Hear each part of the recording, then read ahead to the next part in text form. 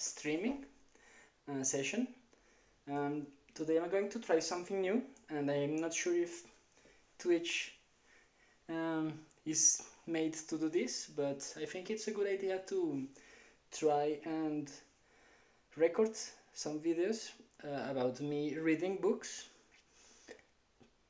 I think this will be very interesting to watch some years later. So yeah, the idea is to begin reading books, record myself while reading. I hope that maybe someone will watch this sometime. So yeah, I will be adding some reading videos, not just gaming or computer science videos, but also reading. I think that reading is important. So I just had this idea some hours ago, and so I was not prepared at all. but I began reading by myself just some minutes ago.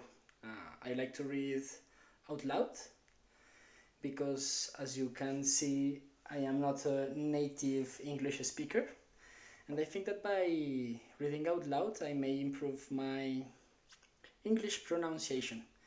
If you join me live, then feel free to correct me whenever you see I say something wrong. Maybe I pronounce something wrong.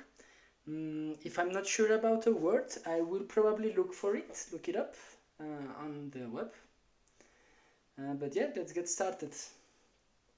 So I won't begin the story from the beginning because I just want to go back. I just want to continue reading.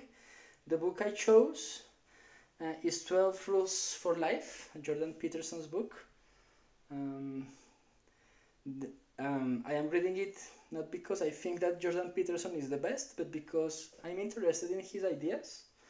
I want to see what I learn about the things and the things he writes. I'm also interested in reading about Zizek. So as I was telling you, and the idea is to keep reading. If you see that I pronounce something in a weird way, please correct me. If I am unsure about a word, I'm going to look for it on the web. And yes, let's get started. So I'm reading through this thing here. This is a books. It's very similar to a Kindle. And yeah, let's see how it goes. So thanks you for joining, and yeah, let's get into it. So in this part of the book, it's just like the introduction, and some friend of Jordan Peterson is just describing how he is, the way he met him.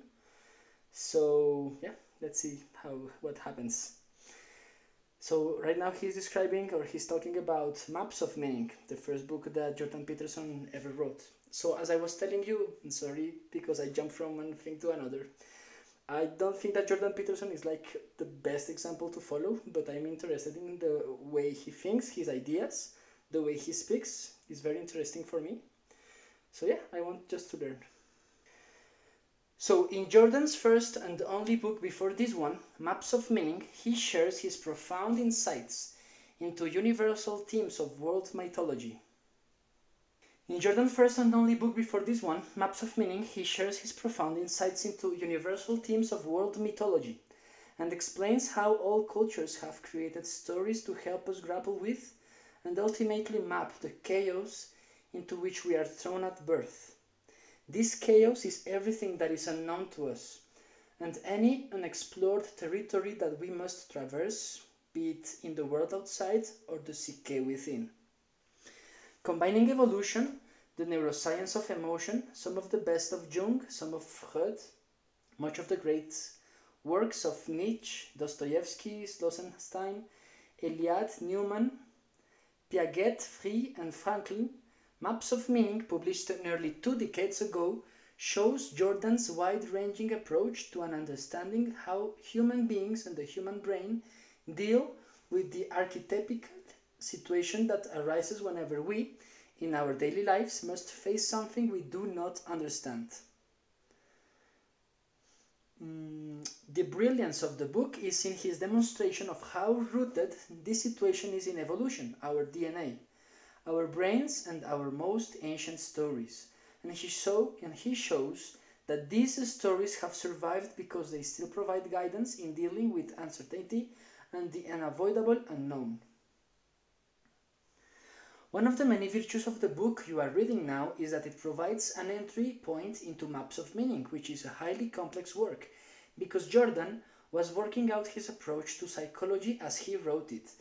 But it was foundational because no matter how different our genes or life experiences may be, or how differently our plastic brains are wired by our experience, we all have to deal with the unknown, and we all attempt to move from chaos to order. And this is why many of the rules in this book, being based on Maps of Meaning, have an element of universality to them. Maps of Meaning was sparked by Jordan's agonized awareness as a teenager growing up in the midst of the Cold War, that much of mankind seemed on the verge of blowing up the planet to defend their various identities. He felt he had to understand how it could be that people would sacrifice everything for an identity, whatever that was. And he felt he had to understand the ideologies that drove totalitarian regimes to a variant of that same behavior, killing their own citizens. In Maps of Meaning, and again in this book, one of the matters he cautions readers to be most wary of is ideology, no matter who is peddling it or to what end. Ideologies are simple ideas disguised as science or philosophy that purport to explain the complexity of the world and offer remedies that will perfect it. Ideologues are people who pretend they know how to make the world a better place before they have taken care of their own chaos within. The wider identity that their ideology gives them covers over that chaos. That's hubris, of course. And one of the most important themes of this book is set your house in order. First, and Jordan provides practical advice on how to do this. Ideologies are substitutes for true knowledge, and ideologues are always dangerous when they come to power, because a simple-minded I-know-it-all approach is no match for the complexity of existence. Furthermore, when their social contraptions fail to fly, ideologues blame not themselves but all who see through the simplifications. Another great U of T professor, Lewis Fewer, in his book Ideology of the Ideologists, observed that ideologies retool the various religious stories they purport to have supplanted, but eliminate the narrative and psychological richness. Communism borrowed from the story of the children of Israel in Egypt, with an enslaved class, rich persecutors, a leader like Lenin, who goes abroad, lives among the enslavers, and then leads the enslaved to the promised land, the utopia, the dictatorship of the proletariat. So this is really interesting. Let's keep reading.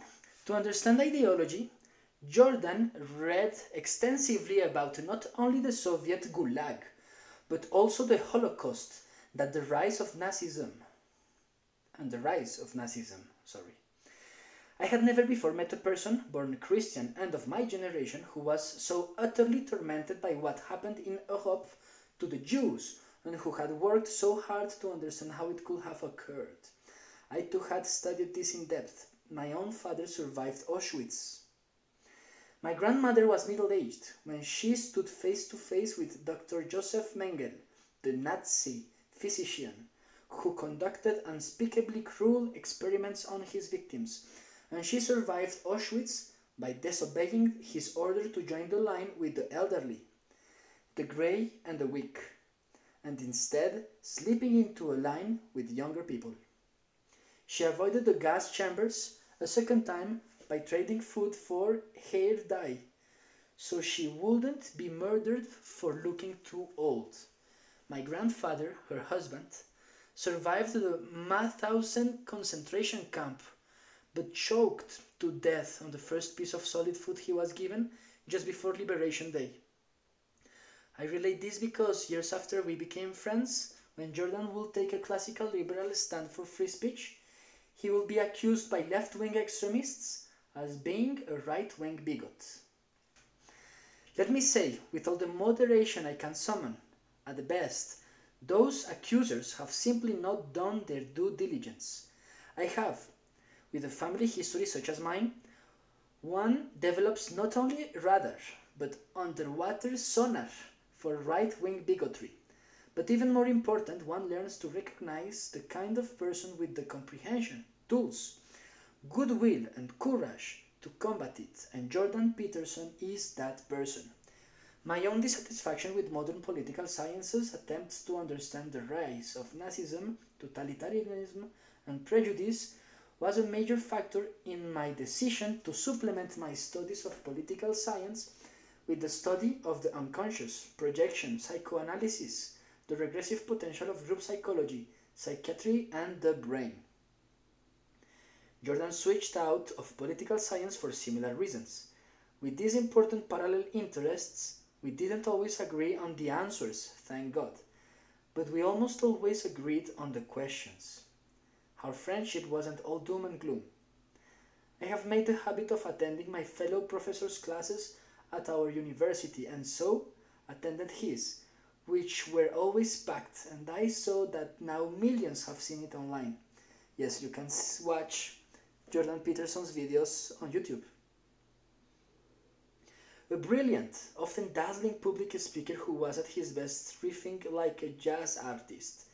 At times, he resembled an ardent prairie preacher, not in evangelizing, but in his passion, in his ability to tell stories that convey the life stakes that go with believing or disbelieving various ideas. Then, he just as easily switched to do a breathtakingly systematic summary of a series of scientific studies.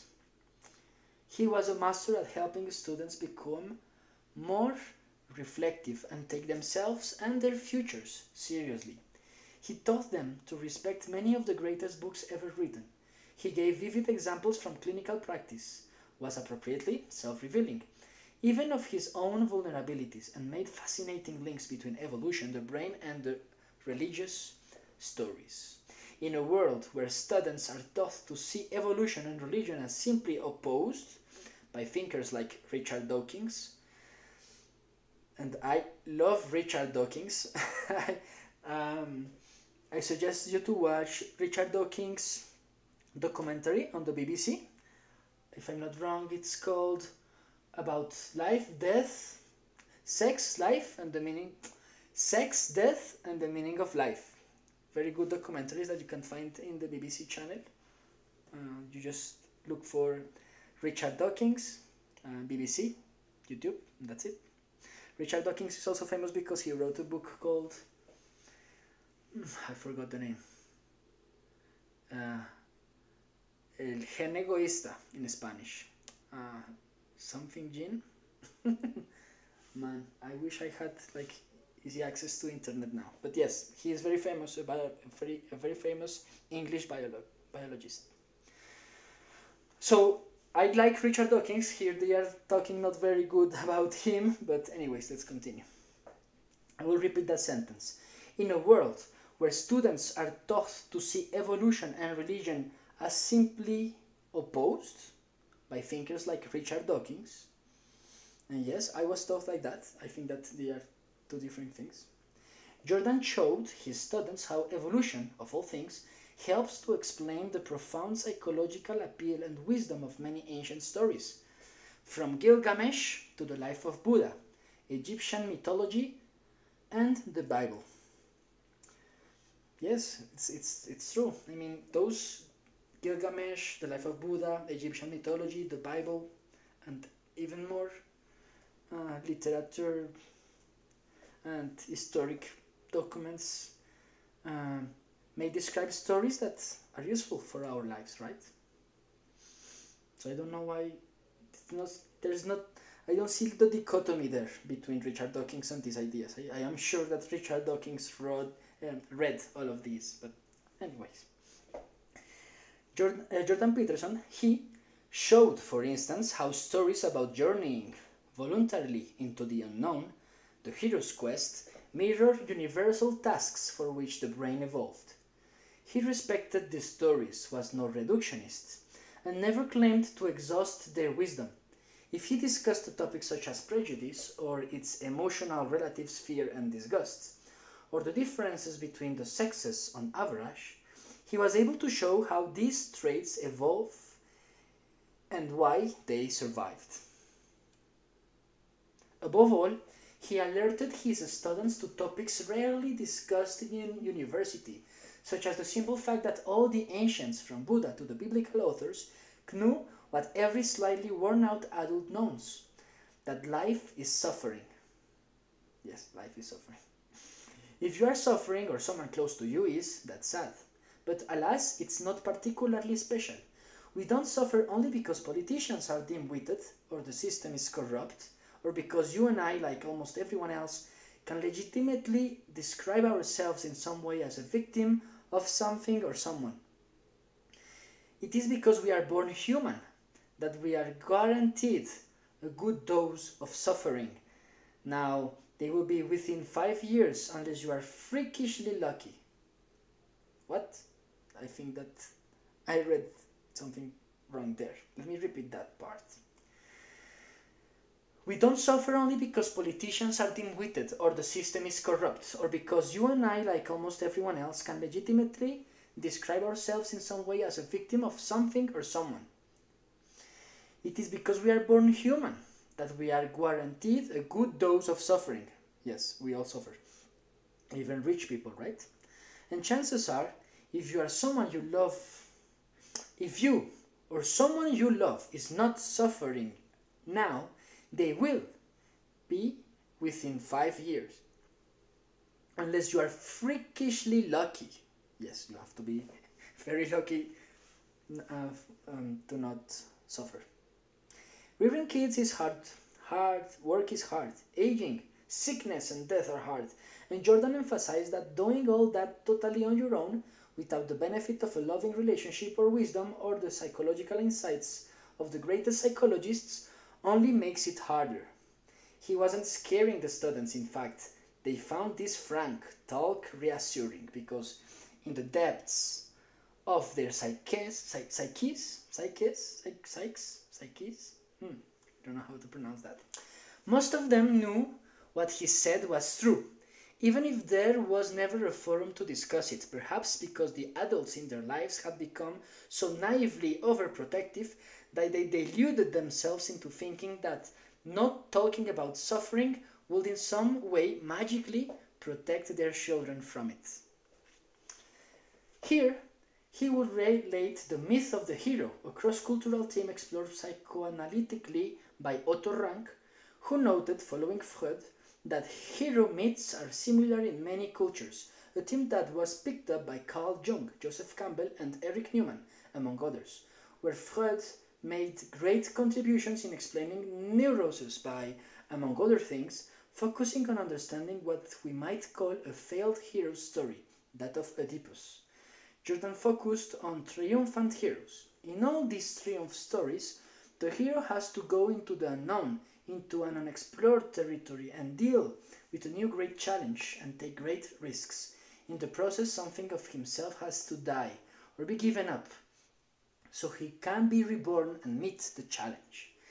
This requires courage, something rarely discussed in a psychology class or textbook. During his recent public stand for free speech and against what I call forced speech, because it involves a government forcing citizens to voice political views, the stakes were very high. He had much to lose and knew it. Nonetheless, I saw him, and Tammy for that matter, not only display such courage, but also continue to live by many of the rules in this book, some of which can be very demanding. I saw him grow from the remarkable person he was into someone even more able and assured through living by these rules. In fact, it was the process of writing this book and developing these rules that led him to take the stand he did against forced or compelled speech.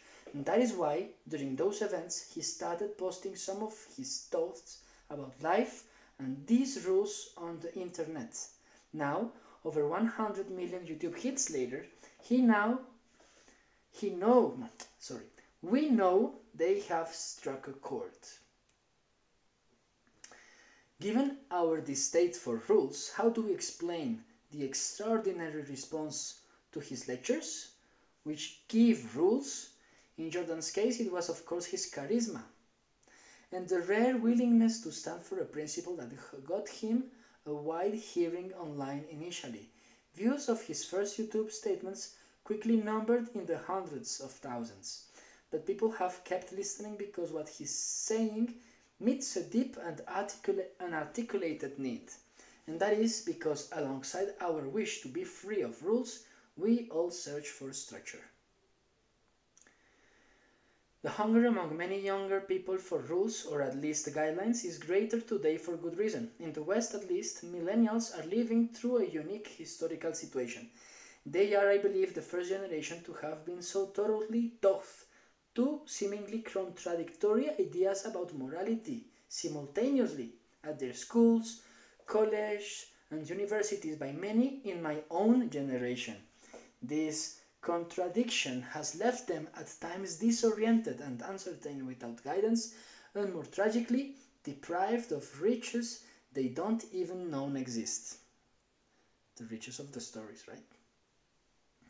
The first idea of or teaching is that morality is relative, at best a personal value judgment. Relative means that there is no absolute right or wrong in anything. Instead, morality and the rules associated with it are just a matter of personal opinion or happenstance, relative to or related to a particular framework, such as one's ethnicity, one's upbringing, or the culture or historical moment one is born into. It's nothing but an accident of birth. According to this argument now accrued, history teaches that religions, tribes, nations, ethnic groups tend to disagree about fundamental matters, and always have. Today, the postmodernist left makes the additional claim that one group's morality is nothing but its attempt to exercise power over another group. So the decent thing to do, once it becomes apparent how arbitrary your and your society's moral values are, is to show tolerance for people who think differently and who come from diverse backgrounds. That emphasis on tolerance is so paramount that for many people, one of the worst character flaws a person can have is to be judgmental. And since we don't know right from wrong or what is good, just about the most inappropriate thing an adult can do is give a young person advice about how to live.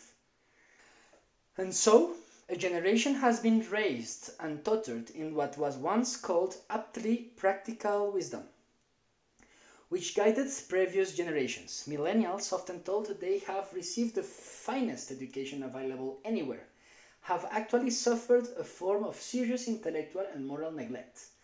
The relativists of my generation and Jordan's, many of whom became their professors, chose to devalue thousands of years of human knowledge about how to acquire virtue, dismissing it as passé, not relevant or even oppressive. They were so successful at it that the very word virtue sounds out of date, and someone using it appears anachronistically moralistic and self-righteous.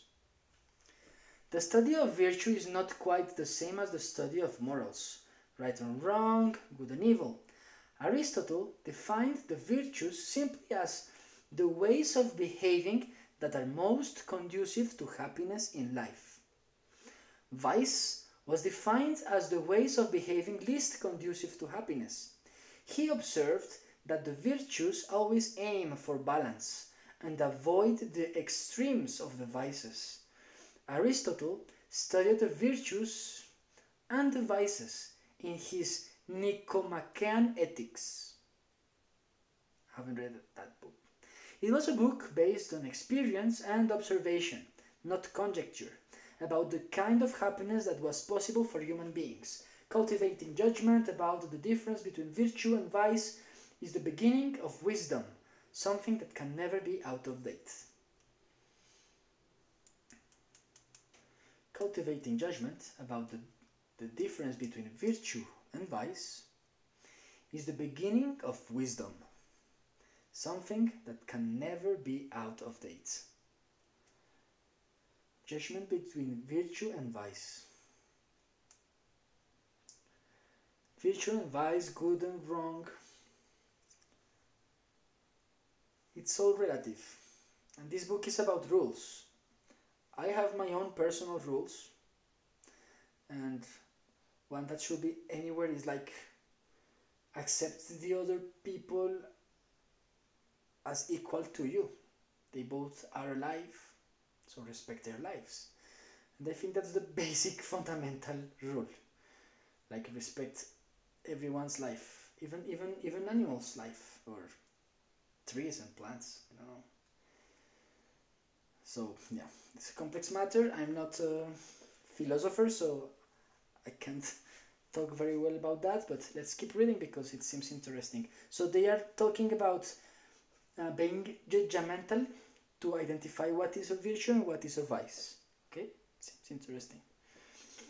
By contrast, our modern relativism begins by asserting that making judgments about how to live is impossible. I think like that. Oh man.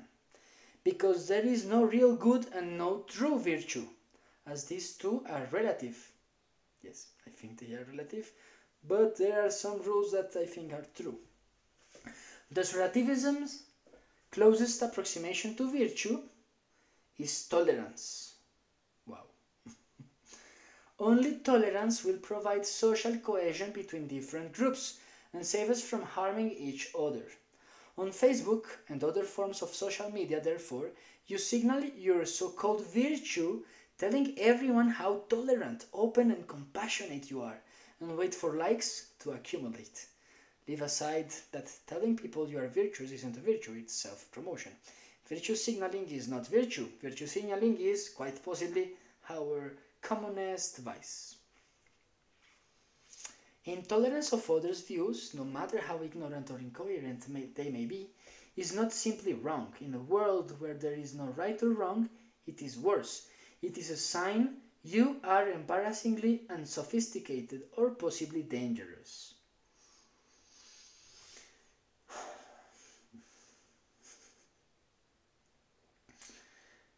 Intolerance of other views is not simply wrong. In a world where there is no right or wrong, it is worse. It is a sign you are embarrassingly unsophisticated or possibly dangerous. Okay.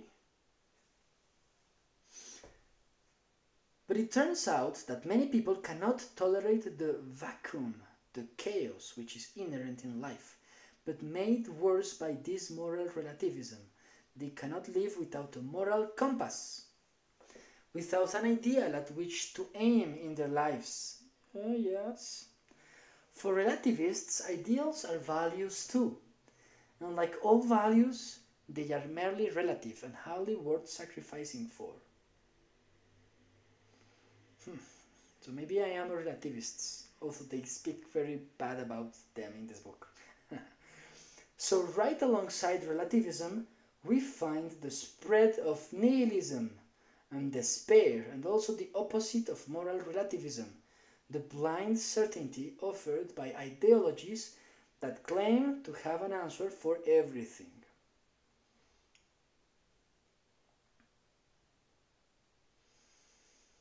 Okay, and so we arrive at the second teaching that millennials have been bombarded with. They sign up for humanities course to study greatest books ever written, but they are not assigned the books. Yes, I think that they should read the books, definitely. Instead, they are given ideological attacks on them, based on some appalling simplification where the relativists is filled with uncertainty, the ideologue is the very opposite. He or she is hyper-judgmental and censorious, always knows what's wrong about others and what to do about it. Sometimes it seems the only people willing to give advice in a relativistic society are those with the least to offer. Wow. Okay, so he's talking about multiple terms that are very interesting here. So I can say that relativism, relativists, and ideologues and ideologism, right? Relativists, relativism, ideologues, ideologism. And So ideologues are described as people that know everything, but maybe they are not really good examples. Okay, interesting. Let's keep reading. Modern moral relativism has many sources. As we in the West learned more history, we understood that different epochs had different moral codes. As we traveled the seas and explored the globe, we learned of far-flung tribes on different continents whose different moral codes made sense relative to or within the framework of their societies. Science played a role too, by attacking the religious views of the world and thus undermining the religious grounds for ethics and rules. Materialist social science implied that we could divide the world into facts, which all could observe and were objective and real, and values, which were subjective and personal. Wow, a lot of information. I have to reread that part. Science played a role too, by attacking the religious views of the world and thus undermining the religious grounds for ethics and rules. Yes, science attacked religious because, I mean, we needed facts, right? Materialist social science implied that we could divide the world into facts, which all could observe and were objective and real, and values, which were subjective and personal. Man, yes, I agree with that.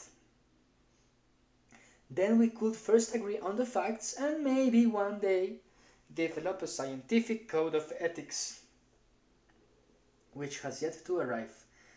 It will be hard for that day to arrive.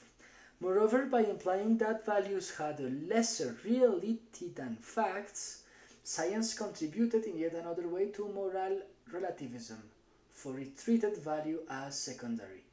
But the idea that we can easily separate facts and values was and remains naive to some extent. One's values determine what one will pay attention to and what will count as a fact. Yes? The idea that different societies had different rules and morals was known to the ancient world too. And it is interesting to compare its response to this realization with the modern response: relativism, nihilism, and ideology. When the ancient Greeks sailed to India and elsewhere, they too discovered that rules, morals, and customs differed from place to place, and so that the explanation for what was right and wrong was often rooted in some ancestral authority. The Greek response was not despair, but a new invention: philosophy. Socrates, reacting to the uncertainty bred by awareness of these conflicting moral codes, decided that instead of becoming a nihilist, a relativist, or an ideologue, he would devote his life to the search for wisdom that could reason about these differences. Idest, he helped invent philosophy. He spent his life asking perplexing, foundational questions, such as what is virtue, and how can one live the good life, and what is justice? And he looked at different approaches, asking which seemed most coherent and most in accord with human nature. These are the kinds of questions that, I believe, animate this book. For the ancients, the discovery that different people have different ideas about how, practically, to live did not paralyze them. It deepened their understanding of humanity and led to some of the most satisfying conversations human beings have ever had about how life might be lived. Interesting. Likewise, Aristotle, instead of despairing about these differences in moral codes, Aristotle argued that though specific rules, laws, and customs differed from place to place, what does not differ is that in all places, human beings, by their nature, have a proclivity to make rules, laws, and customs. To put this in modern terms, it seems that all human beings are, by some kind of biological endowment, so ineradicably concerned with morality that we create a structure of laws and rules wherever we are. The idea that human life can be free of moral concerns is a fantasy. Maybe they're right. Maybe there are people that live without rules. But it's hard to believe, right? It's hard to believe that there are people without rules. Although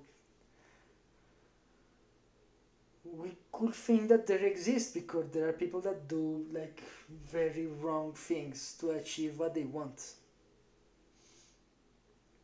So maybe it depends on each one of us to have some rules or not.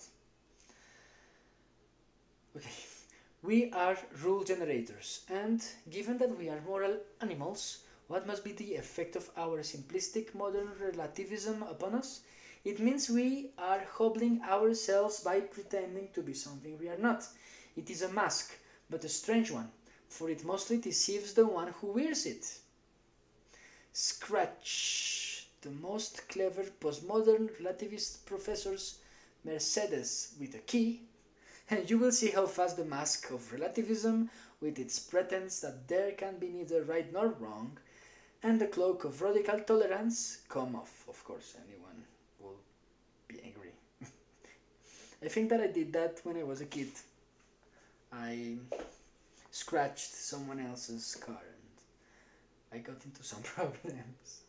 Anyway, because we do not yet have an ethics based on modern science, Jordan is not trying to develop his rules by wiping the state clean, by dismissing thousands of years of wisdom as mere superstition and ignoring our greatest moral achievements.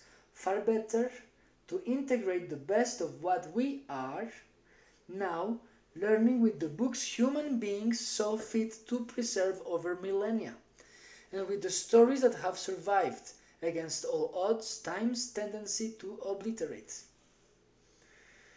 It is interesting because we all know that in the history of humankind there have been some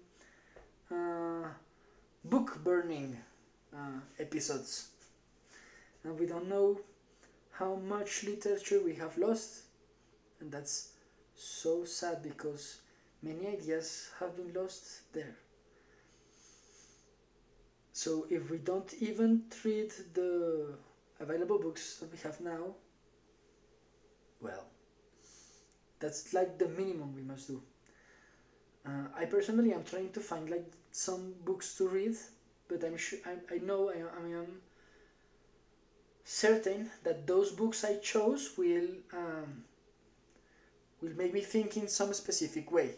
So that's why you have always to be very critic of what you read, and not to like, yeah, it's obvious, like what I'm saying is obvious, but I think it's important to say.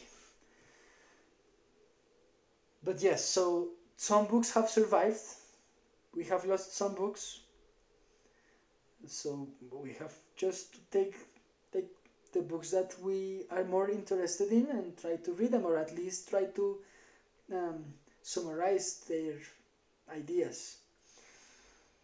The bad thing about that is that maybe we are leaving interpretation in someone else, interpretation of those books in someone else. So the best way to gain an idea is by reading yourself and being a critic.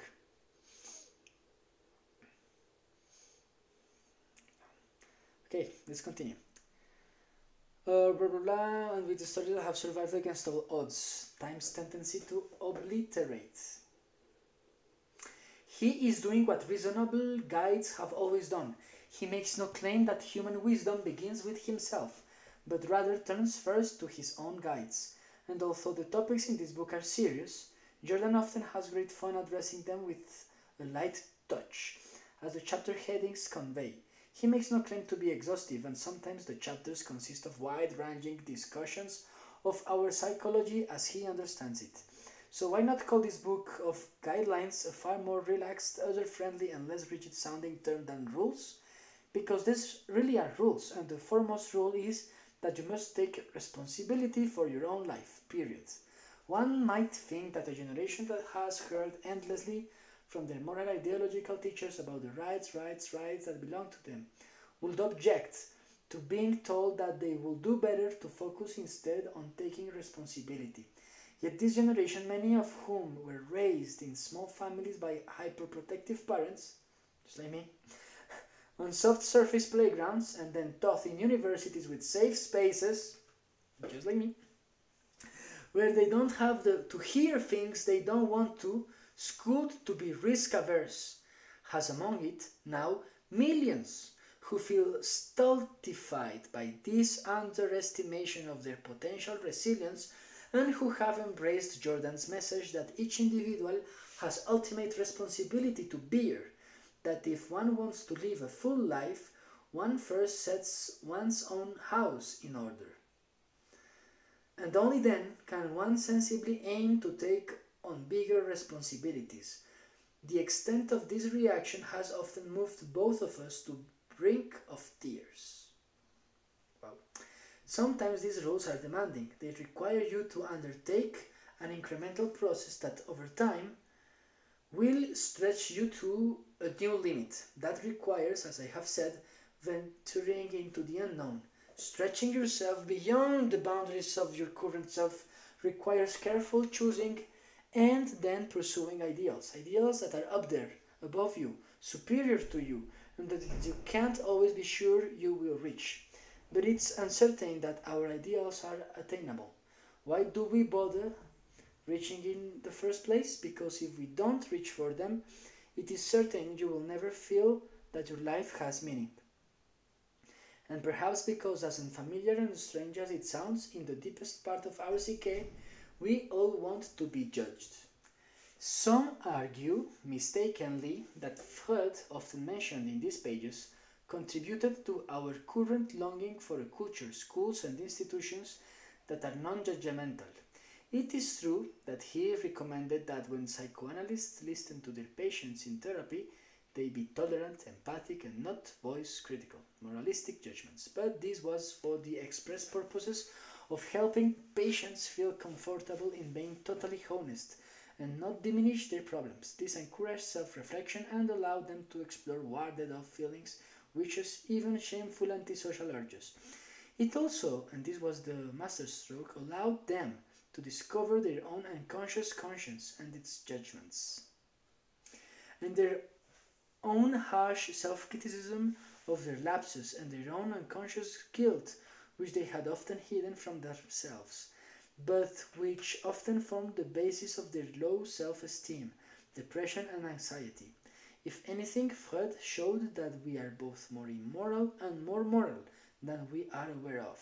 This kind of non-judgmentalism in therapy is a powerful and liberating technique or tactic, an ideal attitude when you want to better understand yourself. But Freud never argued, as do some who want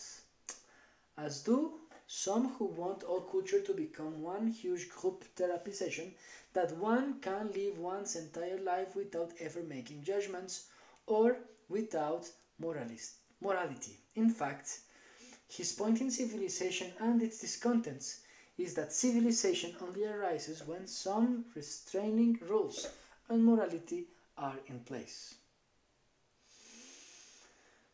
Okay, conclusion. We make our own rules, but those rules that we make are based on others' rules. I think that we try to get to use the minimum possible rules as possible. But okay, this book that we are reading today is going to talk about 12 rules. I'm just going to read the first chapter, but before that there's an overture. So let's read the overture. This book has a short history and a long history. We will begin with the short history. In 2012, I started, so I is Professor Jordan Peterson, right? Not me. In 2012, I started contributing to a website called Quora. On Quora, anyone can ask a question of any sort, and anyone can answer. Readers upvote those answers they like and downvote those they don't. In this manner, the most useful answers rise to the top, while the others sink into oblivion. I was curious about the site. I liked its free-for-all nature. The discussion was often compelling, and it was interesting to see the diverse range of opinions generated by the same question. I totally use Quora. I don't spend much time in that, but I really like to read some of the questions and answers they post. When I was taking a break or avoiding work, I often turned to Quora, looking for questions to engage with. I considered and eventually answered such questions as, what's the difference between being happy and being content? What things get better as you age? And what makes life more meaningful? Oh my god. Quora tells you how many people have viewed your answer and how many upvotes you received. Thus, you can determine your reach and see what people think of your ideas. Only a small minority of those who view an answer upvote it.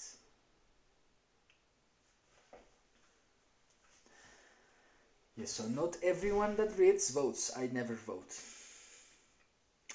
As of July 2017, as I write this, and 5 years after I addressed what makes life more meaningful, my answer to that question has received a relatively small audience, 40,000 views, and 133 upvotes, while my response to the question about aging has been viewed by 7,200 people and received 36 upvotes.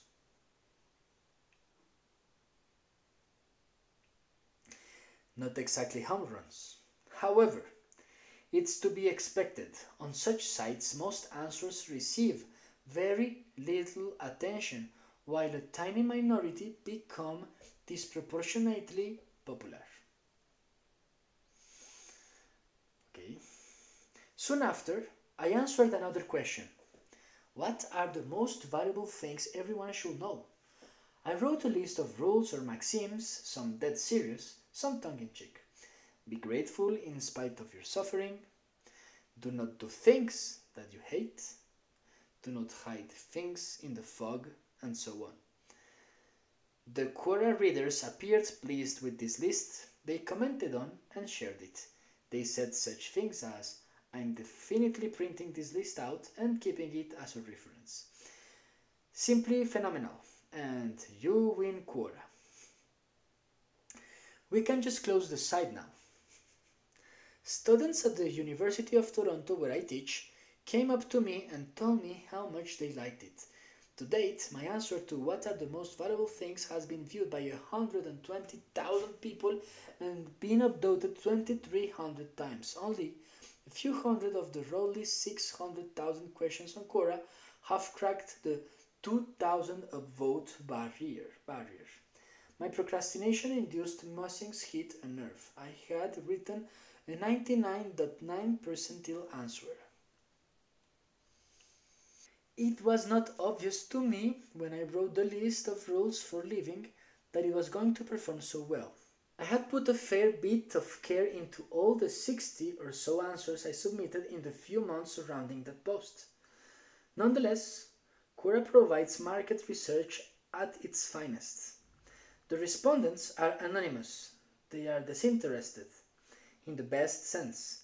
Their opinions are spontaneous and unbiased, so I paid attention to the results and thought about the reasons for that answer's disproportionate success. Perhaps I struck the right balance between the familiar and the unfamiliar while formulating the rules. Perhaps people were drawn to the structure that such rules imply. Perhaps people just like lists. Bueno, lo voy a decir en español. ¿De qué estoy hablando?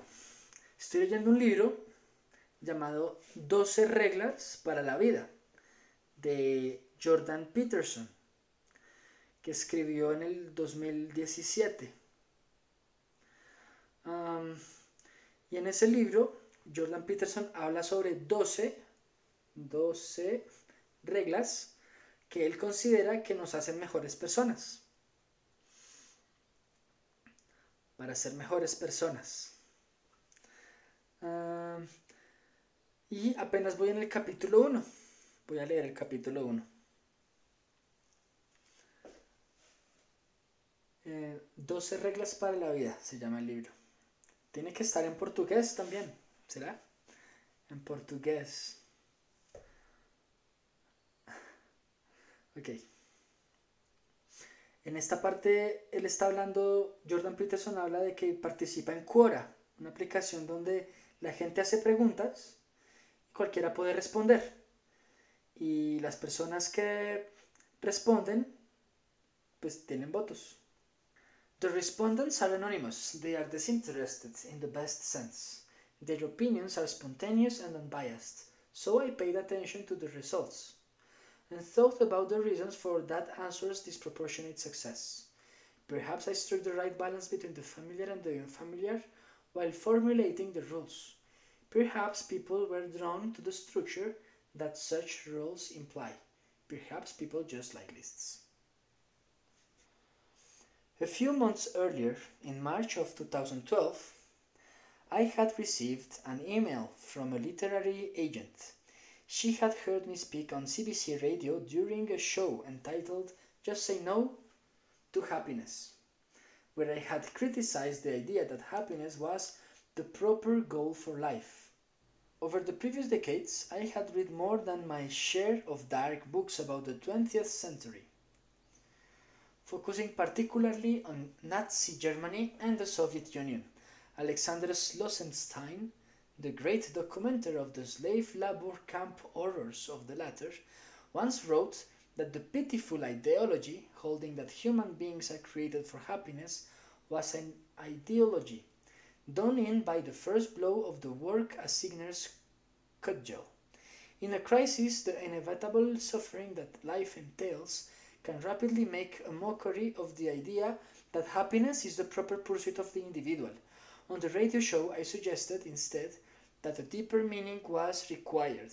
I noted that the nature of such meaning was constantly represented in the great stories of the past, and that it had more to do with developing character in the face of suffering than with happiness. This is part of the long history of the present book. From 1985 until 1999, I worked for about 3 hours a day on the only other book I have ever published, Maps of Meaning, The Architecture of Belief. So he spent, more than 10 years writing that book. Maybe we should read it. During that time, and in the years since, I also taught a course on the material in that book, first at Harvard and now at the University of Toronto. In 2013, observing the rise of YouTube and because of the popularity of some work I had done with TVO, the Canadian public TV station, I decided to film my university and public lectures and place them online. They attracted an increasingly large audience, more than 1 million views by April 2016. The number of views has risen very dramatically since then, up to 18 million as I write this, but that is in part because I became embroiled in a political controversy that drew an inordinate amount of attention. That's another story, maybe even another book. I proposed, in Maps of Meaning, that the great myths and religious stories of the past, particularly those derived from an earlier oral tradition, were moral in their intent, rather than descriptive. Thus, they did not concern themselves with what the world was, as a scientist might have it, but with how a human being should act. Thus, they did not concern themselves with what the world was. So, entonces aquí está diciendo Jordan que la idea de Maps of Meaning era mostrar que vivir no se trata de entender el mundo, sino de entender cómo un humano tiene que actuar. I suggested that our ancestors portrayed the world as a stage, a drama, instead of a place of objects. I described how I had come to believe that the constituent elements of the world as drama were order and chaos and not material things. Order is where the people around you act according to well understood social norms and remain predictable and cooperative. It's the world of social structure, explored territory, and familiarity. The state of order is typically portrayed symbolically, imaginatively, as masculine. It's the wise king and the tyrant, forever bound together. A society is simultaneously structure and oppression. Chaos, by contrast, is where or when something unexpected happens. Chaos emerges in trivial form. When you tell a joke at a party with people you think you know, and the silent and embarrassing chill falls over the gathering. Chaos is what emerges more catastrophically when you suddenly find yourself without employment or are betrayed by a lover. As the antithesis of symbolically masculine order, it's presented imaginatively as feminine. It's the new and unpredictable, suddenly emerging in the midst of the commonplace familiar. Its creation and destruction, the source of new things, and the destination of the death, as nature, as opposed to culture, is simultaneously birth and demise. Order and chaos are the yin and yang of the famous Taoist symbol, two serpents, head to tail. Order is the white, masculine serpent, chaos its black, feminine counterpart. The black dot in the white and the white in the black indicate the possibility of transformation. Just when things seem secure, the unknown can loom, unexpectedly and large. Conversely, just when everything seems lost, new order can emerge from catastrophe and chaos. For the Taoists, meaning is to be found on the border between the ever-entwined pair. To walk that border is to stay on the path of life, the divine way. And that's much better than happiness. The literary agent I referred to listened to the CBC radio broadcast where I discussed such issues. It left her asking herself deeper questions. She emailed me, asking if I had considered writing a book for a general audience. I had previously attempted to produce a more accessible version of Maps of Meaning, which is a very dense book, but I found that the spirit was neither in me during that attempt nor in the resultant manuscript. I think this was because I was imitating my former self, and my previous book, instead of occupying the place between order and chaos and producing something new, I suggested that she watch 4 of the lectures I had done for a TVO program called Big Ideas on my YouTube channel. I thought if she did that, we could have a more informed and thorough discussion about what kind of topics I might address in a more publicly accessible book. She contacted me a few weeks later, after watching all 4 lectures and discussing them with a colleague. Her interest had been further heightened, as had her commitment to the project. That was promising and unexpected. I'm always surprised when people respond positively to what I am saying, given its seriousness and strange nature. I'm amazed I have been allowed, even encouraged, to teach what I taught first in Boston and now in Toronto. I've always thought that if people really noticed what I was teaching there, would be hell to pay. You can decide for yourself what truth there might be in that concern after reading this book. She suggested that I write a guide of sorts to what a person needs to live well, whatever that might mean. I thought immediately about my quota list. I had in the meantime written some further thoughts of the rules I had posted. People had responded positively toward those new ideas as well. It seemed to me, therefore, that there might be a nice fit between the quota list and my new agent's ideas. So I sent her the list. She liked it. At about the same time, a friend and former student of mine, the novelist and screenwriter Greg Hurwitz, was considering a new book, which would become the best-selling thriller Orphan X. He liked the rules too. He had Mia, the book's female's lead, post a selection of them, one by one, on her fridge. at points in the story where they seemed apropos. That was another piece of evidence supporting my supposition of their attractiveness. I suggested to my agent that I had write a brief chapter on each of the rules. She agreed, so I wrote a book proposal suggesting as much. When I started writing the actual chapters, however, they weren't at all brief. I had much more to say about each rule than I originally envisioned. Entonces, para los que hablan español, en esta parte está explicando por qué escribió el libro. Y al parecer él tenía una lista de reglas para la vida y que fueron famosas por Quora, por la aplicación Quora, donde alguien preguntó cuáles reglas toca seguir para obtener una vida feliz, y él puso esas reglas. Luego muchas personas se interesaron por esas reglas y alguien le sugirió escribir un libro a partir de esas reglas, y este es el libro resultante.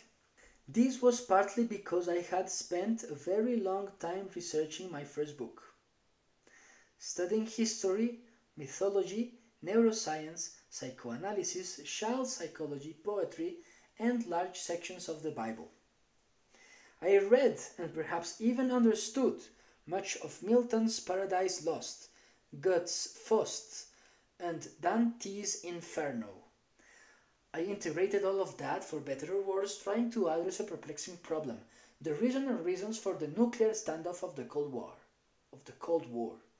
I couldn't understand how belief systems could be so important to people that they were willing to risk the destruction of the world to protect them. I came to realize that shared belief systems made people intelligible to one another, and that the systems weren't just about belief.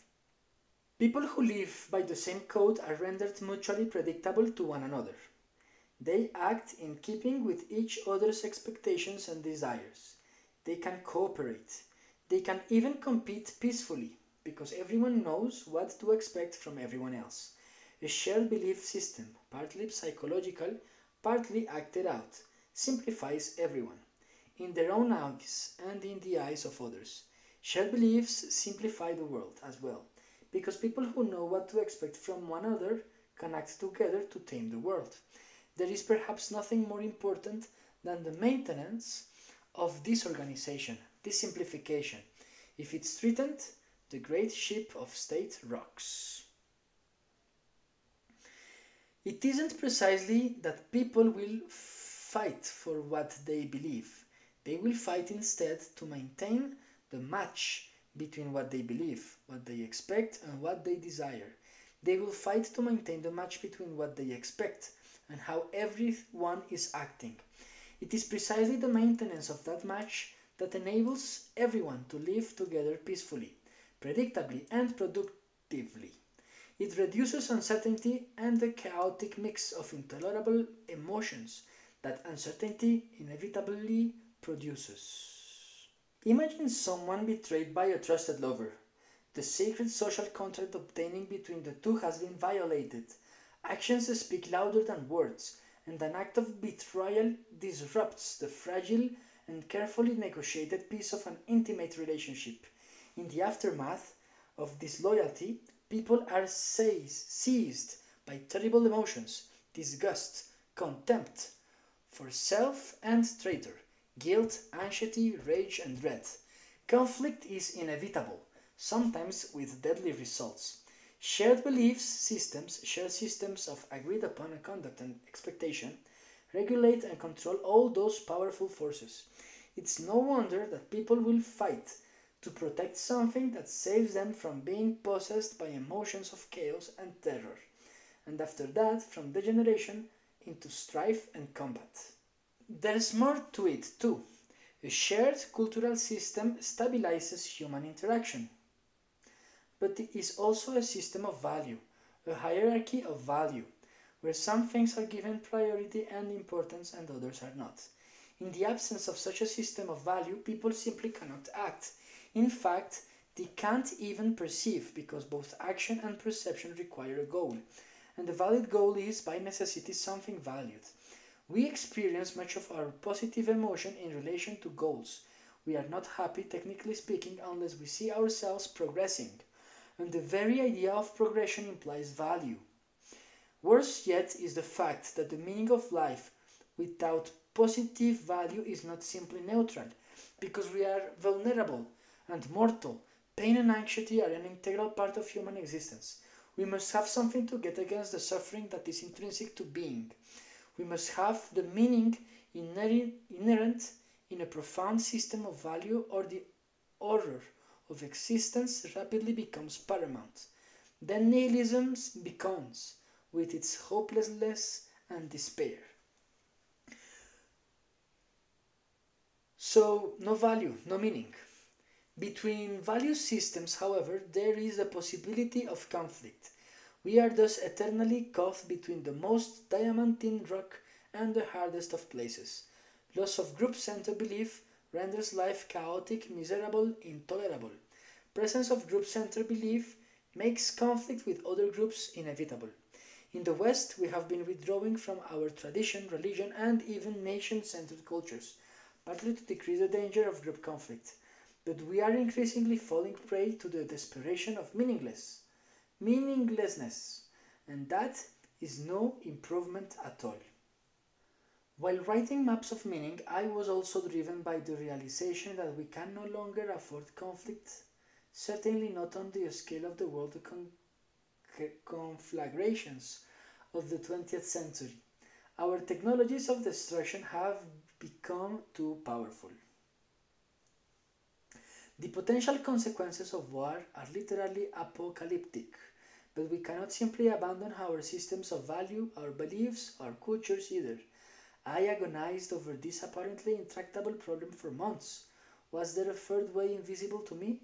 I dreamt one night during this period that I was suspended in midair, clinging to a chandelier, many stories above the ground, directly under the dome of a massive cathedral. The people on the floor below were distant and tiny. There was a great expanse between me and any wall, and even the peak of the dome itself. I have learned to pay attention to dreams. Aprendió a ponerle atención a los sueños. Not least because of my training as a clinical psychologist. Dreams shed light on the dim places where reason itself has yet to voyage. Hay lugares que los sueños explican mejor que la razón. Hay lugares, hay cosas, hay ideas que la razón no puede entender y los sueños sí completan. Entonces Jordan aprecia los sueños. Have studied Christianity a fair bit, too, more than other religious traditions, although I am always trying to redress this lack. Like others, therefore, I must and do draw more from what I do know than from what I do not. I knew that cathedrals were constructed in the shape of a cross, and that the point under the dome was the center of the cross. I knew that the cross was simultaneously the point of greatest suffering, the point of death and transformation, and the symbolic center of the world. That was not somewhere I wanted to be. I managed to get down out of the haze, out of the symbolic sky, back to safe, familiar, anonymous ground. I don't know how. Then, still in my dream, I returned to my bedroom and my bed and tried to return to sleep and the peace of unconsciousness. As I relaxed, however, I could feel my body transported. A great wind was dissolving me, preparing to propel me back to the cathedral, to place me once again at the central point. There was no escape. It was a true nightmare. I forced myself awake. The curtains behind me were blowing in over my pillows. Half asleep, I looked at the foot of the bed. I saw the great cathedral doors. I shook myself completely awake and they disappeared. My dream placed me at the center of being itself, and there was no escape. It took me months to understand what this meant. During this time I came to a more complete personal realization of what the great stories of the past continually insist upon. The center is occupied by the individual. The center is marked by the cross, as X marks the spot. Existence at that cross is suffering and transformation, and that fact above all needs to be voluntarily accepted. It is possible to transcend slavish adherence to the group and its doctrines and simultaneously to avoid the pitfalls of its opposite extreme, nihilism. It is possible instead to find sufficient meaning in individual consciousness and experience. How could the world be freed from the terrible dilemma of conflict on the one hand and psychological and social dissolution on the other? The answer was this: through the elevation and development of the individual and through the willingness of everyone to shoulder the burden of being and to take the heroic path, we must each adopt as much responsibility as possible for individual life. Está diciendo que tenemos que hacernos responsables de nuestra propia vida. Cada uno tiene que hacerse responsable de su propia vida. We must each adopt as much responsibility as possible for individual life, society and the world. We must each tell the truth and repair what is in disrepair, and break down and recreate what is old and outdated. It is in this manner that we can and must reduce the suffering that poisons the world. It's asking a lot. It's asking for everything.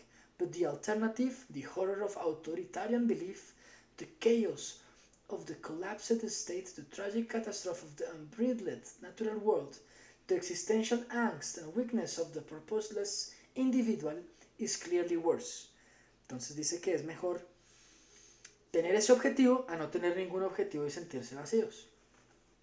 I have been thinking and lecturing about such ideas for decades. I have built up a large corpus of stories and concepts pertaining to them. I am not for a moment claiming, however, that I am entirely correct or complete in my thinking. Being is far more complicated than one person can know, and I don't have the whole story. I'm simply offering the best I can manage. In any case, the consequence of all that previous research and thinking was the new essays which eventually become this book. My initial idea was to write a short essay on all 40 of the answers I had provided to Quora. That proposal was accepted by Penguin Random House Canada. While writing, however, I cut the essay number to 25 and then to 16 and then finally to the current 12. I have been editing that remainder with the help and care of my official editor, and with the vicious and horrible accurate criticism of Hurwitz mentioned previously, for the past 3 years. It took a long time to settle on a title, 12 Rules for Life, an Antidote to Chaos. Why did that one rise up above all others? First and foremost, because of its simplicity. It indicates clearly that people need ordering principles and that chaos otherwise beacons. We require rules, standards, values alone and together. We are pack animals, beasts of burden. We must bear a load to justify our miserable existence. We require routine and tradition, that's order. Order can become excessive, and that's not good, but chaos can swamp us, so we drown, and that is also not good. We need to stay on the straight and narrow patch. Each of the 12 rules of this book and their accompanying essays, therefore, provide a guide to being there. There is the dividing line between order and chaos. That's where we are simultaneously stable enough, exploring enough, transforming enough, repairing enough, and cooperating enough. It's there where we find the meaning that justifies life and its inevitable suffering.